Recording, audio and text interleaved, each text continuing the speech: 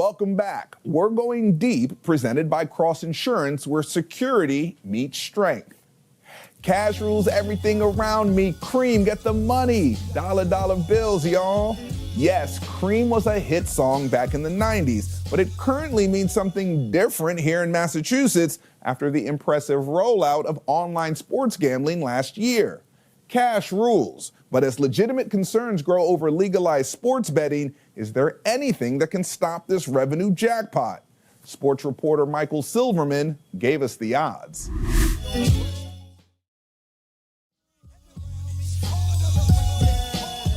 Michael, it has been a year since sports betting became legal in Massachusetts. On a scale of 1 to 10, how effective has it been?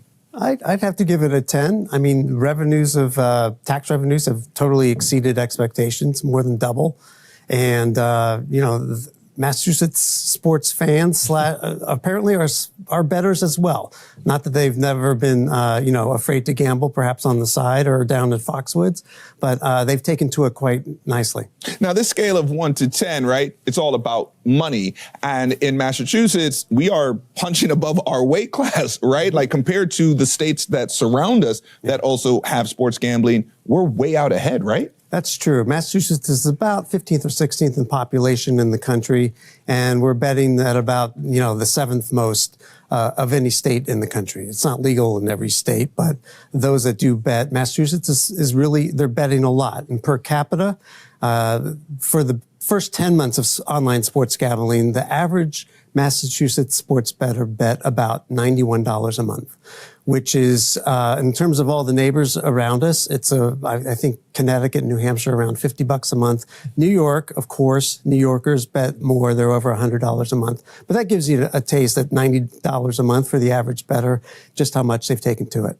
Now, this money, these billions of dollars, what does that mean in revenue for the state?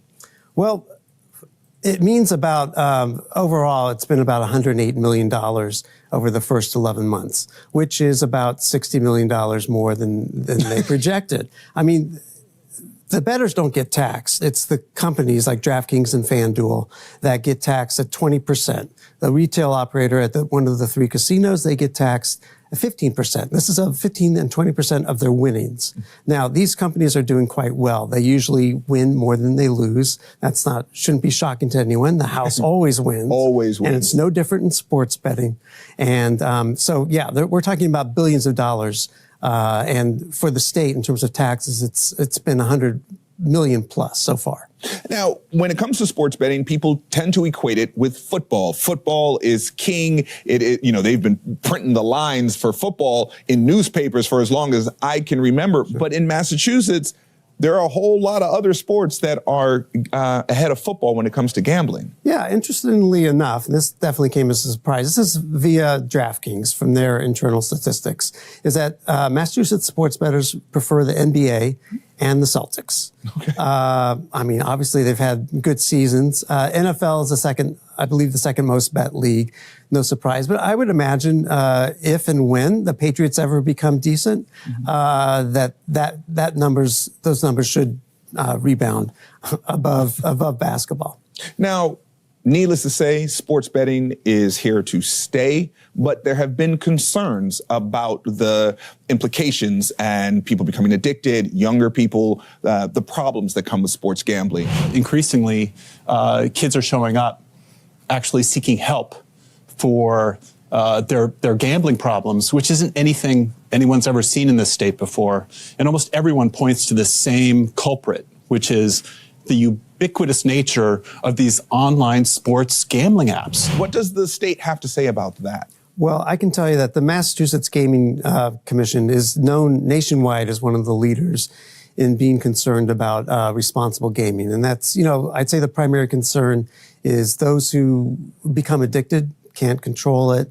They just can't control the frequency, the amount that they're betting, and they're concerned with under 21 bettors. There's a lot of research. I bet you, hopefully, we can crack some of these stories that, the brain of an adolescent and a young adult is different than us older folk. And they are more susceptible to gambling and addiction. Sports reporter Michael Silverman, thank you so much for joining us. You're welcome. For Boston Globe Today interviews delivered straight to your inbox, be sure to sign up for our newsletter at bostonglobe.com/BGT.